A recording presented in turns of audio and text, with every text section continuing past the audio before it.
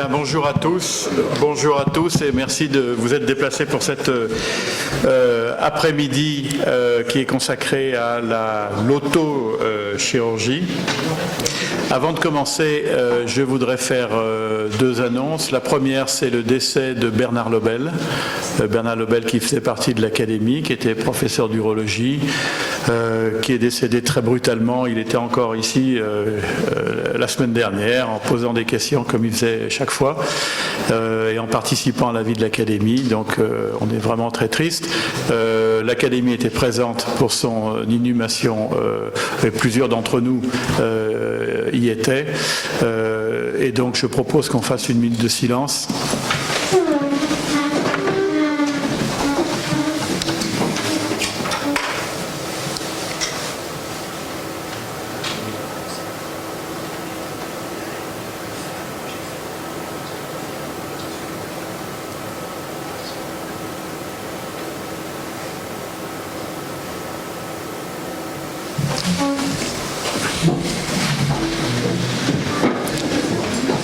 Très bien, donc nous organiserons son éloge dans quelques semaines, bien sûr, sur le plan technique, qu'on ait le temps de réunir les personnes qui pourront y participer. Une deuxième annonce, c'est la semaine dernière s'est tenu le colloque sur les points clés en cancérologie. Qui a été très bien suivi à la fois en présentiel, puisqu'il y avait plus de 50 personnes qui étaient présentes, ce qui est quand même assez exceptionnel par rapport aux colloques ou aux journées qu'on peut organiser, et puis qui a été suivi par 482 personnes sur Internet et qui ont suivi l'émission pendant plus d'une heure. Donc ça veut dire que ce n'est pas des gens qui sont venus juste pour voir, c'est des gens qui ont vraiment suivi. Et donc là, je voudrais vraiment féliciter Hubert Joannet qui a organisé, qui a trouvé le moyen sur le plan médiatique, l'organisateur, et donc qui a vraiment organisé toute cette réunion. Je voudrais peut-être te laisser dire deux mots. Oui, juste un petit mot pour dire que nous avons pris le parti, pour augmenter l'audience de ces journées, de prendre un organisateur d'événements qui s'est occupé de tout, qui a trouvé une salle dans Paris, etc. Et vous dire que ça n'a coûté aucun euro à l'Académie. Mais ça a permis à l'Académie d'avoir une meilleure audience sur les travaux que les gens viennent proposer à notre tribune. Voilà, en tout cas, vraiment merci Hubert de cette organisation et de tous ces talents que tu démontres pour l'Académie. Je vais maintenant écouter le docteur Cossa qui va nous faire le rapport de la dernière session sur la chirurgie des métastases. Non. Sur la cardiopathie congénitale. Excuse-moi, je suis resté, j'étais au Cambodge et je suis resté. Ah oui, c'est la troisième annonce qu'on peut faire. Donc il y avait le congrès de chirurgie du Cambodge où traditionnellement les présidents de l'Académie sont souvent présents. Donc j'ai représenté l'Académie à cette occasion. Jacques Beaulieu, ancien président, et puis qui a vraiment eu une grande action sur cette coopération avec le Cambodge, était aussi là. Et donc la journée s'est parfaitement bien déroulé. On a envoyé quelques photos qu'on va sélectionner et qu'on mettra sur le site de l'Académie pour bien montrer qu'on était présent. Donc mercredi dernier, nous avons parlé des cardiopathies congénitales et de leur prise en charge thérapeutique. Ce sont des pathologies qui touchent 8 pour 1000 naissances, Et depuis Marie Abbott, une cardiologue du début du XXe siècle, on les distingue en trois grands groupes: les shunts gauche-droit, les cardiopathies cyanogènes et les obstacles isolés. Depuis 1953, date de la première CEC, leur prise en charge chirurgicale s'est largement développée avec des résultats qui s'améliorent jour après jour. Et aujourd'hui, toute pathologie compris, on a un taux de survie de l'ordre de 90% pour 3000 procédures réalisées par an en France.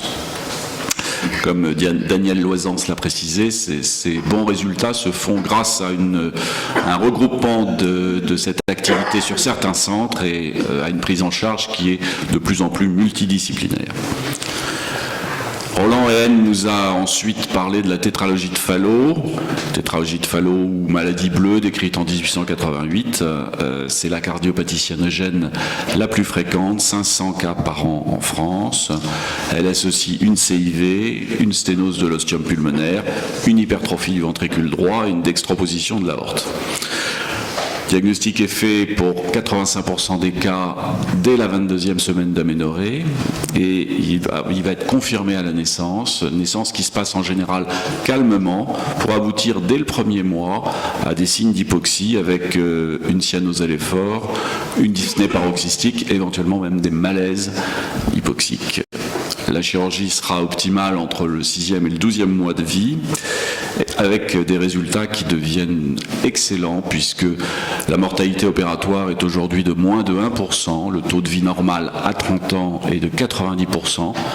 Il y a quand même lieu de maintenir une surveillance en raison d'un risque d'insuffisance pulmonaire secondaire. Jean-Benoît Tambeau, qui est un cathétériseur interventionnel, nous a ensuite expliqué pourquoi le cathétérisme prenait de plus en plus de place dans la prise en charge des cardiopathies congénitales.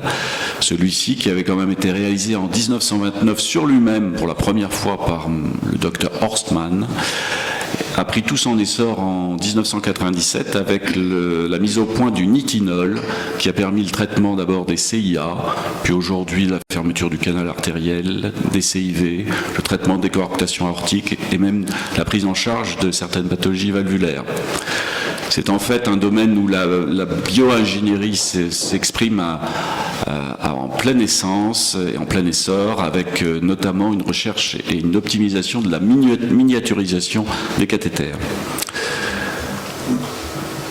Jean-René Luçon ensuite a pris du recul vis-à-vis de la prise en charge de ces pathologies de cardiopathie congénitale, en nous rappelant qu'effectivement l'essor, le développement de la chirurgie, des techniques de cathétérisme, de l'imagerie, permet de transformer le pronostic de ces pathologies, de l'essentiel de ces pathologies, notamment par exemple à l'image de la transposition des gros vaisseaux. Il y a 40 ans, 30% des patients décédaient. Aujourd'hui, les résultats font parler de pathologies quasiment bénignes. Les cardiopathies univentriculaires également, aujourd'hui, vivent presque normalement grâce au concept de la circulation de fond de temps. Il reste néanmoins des domaines où les résultats ne sont pas aussi probants. Ce sont les atrésies pulmonaires à septum ouvert, ou encore la circulation cavo-bipulmonaire qui a sa propre pathologie. Et puis derrière, les recours aux greffes qui n'ont parfois pas des résultats aussi optimaux qu'on pourrait l'espérer. Tout ça amène encore des problèmes éthiques dans la prise en charge de ces cardiopathies congénitales, notamment vis-à-vis du dépistage anténatal, du questionnement sur les interruptions de grossesse, et ceci est encore plus vrai dans les pays émergents. Jusqu'où faut-il ne pas aller ? Enfin, André Bozio a conclu cette séance en nous parlant de l'imagerie dans les anomalies congénitales des artères coronaires. Ces anomalies sont excessivement variables. Elles sont détectables en anténatal par une imagerie qui peut être soit une échographie transthoracique couplée au Doppler couleur, ce qui est une excellente imagerie lorsque l'opérateur est très performant. Mais ça peut être aussi le scanner multicoupe qui va imposer néanmoins une bradycardie lors de la réalisation de l'examen et bien sûr une irradiation. Et puis ça peut être l'IRM qui est toutefois de moins bonne résolution spatiale et d'acquisition des données beaucoup plus lente. Ces malformations coronaires peuvent toucher la coronaire gauche, le plus souvent, la coronaire droite un peu moins souvent. Leur détection est fondamentale car elles exposent au risque de mort subite chez le sujet jeune à l'exercice, particulièrement dans leur variété intramurale qui n'est pas forcément détectable par une échographie standard. Et puis en cas de naissance coronaire de l'artère pulmonaire, il est fondamental de détecter cette anomalie en prénatal car elle expose au risque de décompensation ischémique myocardique à la naissance, qui va être parfois létale. Voilà, Jean Ninet a conclu cette séance avec une réflexion qui, à mon sens, est important d'évoquer. C'est en matière de chirurgie cardiaque particulièrement évident que les jeunes chirurgiens ont des problèmes pour se former à la prise en charge des pathologies les plus simples qui deviennent du ressort exclusif du cathétérisme. Et il faut donc se poser la question de l'apprentissage de ces gestes simples qui, paradoxalement, se fait plus dans les pays émergents que sous nos latitudes. Je vous remercie.